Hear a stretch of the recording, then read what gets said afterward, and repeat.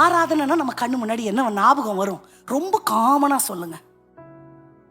என்னடா புரியல? பாட்டு. ஆமா, எனக்கு இந்த மாதிரி ஒரு ஒரு டீம், ஒரு ட்ரூப் ஞாபகம் வந்துருவாங்க. அப்புறம் இந்த மாதிரி ஒரு கொயர் ஞாபகம் வந்துருவாங்க.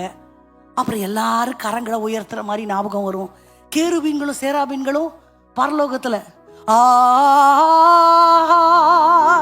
அல்லேலூயா அல்லேலூயா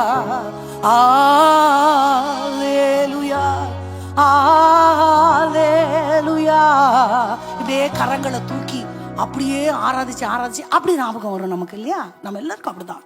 அப்புறம் வெள்ளை ட்ரெஸ், அப்படி பரலோகத்துக்கு போயிட்ட மாதிரி வெள்ளை ட்ரெஸ் ஞாபகம் வரும். ஒரு ஆலயம் ஞாபகம் வந்துடும். என்னென்னமோ நமக்கு ஞாபகம் வந்துடும்.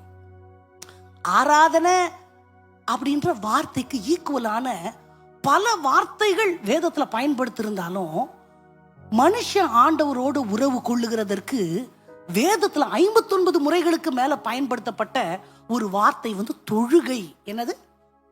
இப்ப சொல்லுங்க, தொழுகைன்னா நமக்கு என்ன ஞாபகம் வரும்?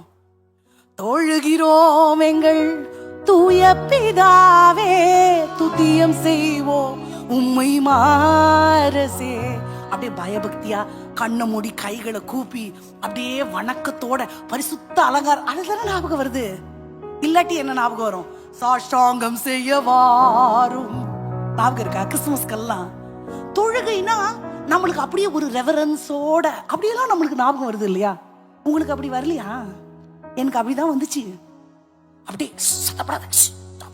கண்ண மூடு ஓ மூச்சு பேச்சு அப்படி அதுதான் ஞாபகம் வந்துச்சு. But actually what does the word means? தொழுகை என்ற வார்த்தையினுடைய அந்த கிரேக்க பதம் என்னன்னா பிரஸ்குனாயோ.